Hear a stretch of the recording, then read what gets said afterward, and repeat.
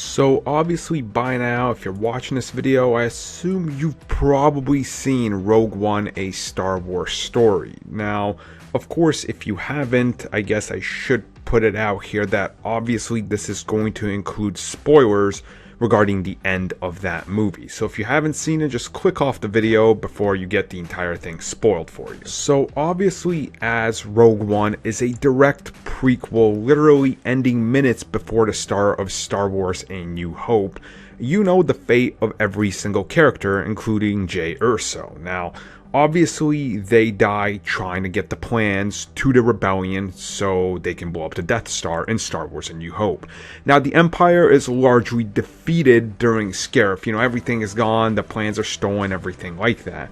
Now, you would think that's the end of the story, right? I mean, it's like, okay, well, the characters are done, they all die, the rebels are all dead that were involved. I mean, the planet literally, like, you know, it's a giant flash of light. There's no way anybody survives. We learned recently that Felicity Jones, who of course plays Jay, actually has sequel clause in her contract. Now, this means that it doesn't necessarily mean that she's going to get a sequel. A lot of times actors actually have this. Hugo Weaving has 2 sequels left on his Captain America Red Skull contract. Now, we still haven't seen him, right? So they might never use him, but it means he has these on there. So if they call him back, they have to get him back for the amount he signed on, which is relatively cheap because then it was a, you know, not so proven franchise. Now, Felicity Jones obviously isn't going to be back in a sequel to Rogue One because she would have showed up, you know, unless they're going to remake A New Hope, which they're not going to, right?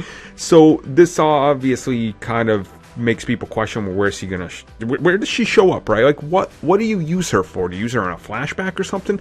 Which honestly, I think the most logical choice to have this character appear would probably be the Han Solo movie, right? I mean, we know after Saw Gerrera abandons her, she goes out there and she's having her own adventures and everything. So it would kind of seem plausible that maybe she would cross paths at some point with a smuggler and his Wookiee, or maybe just Lando or someone like that. And it's not really a big thing, but maybe it's just in a, you know, bar or something. I think that's how they're probably going to use it. So I would be very excited to see that, but I don't need her being a major character in that movie. But you guys, let me know your thoughts on it.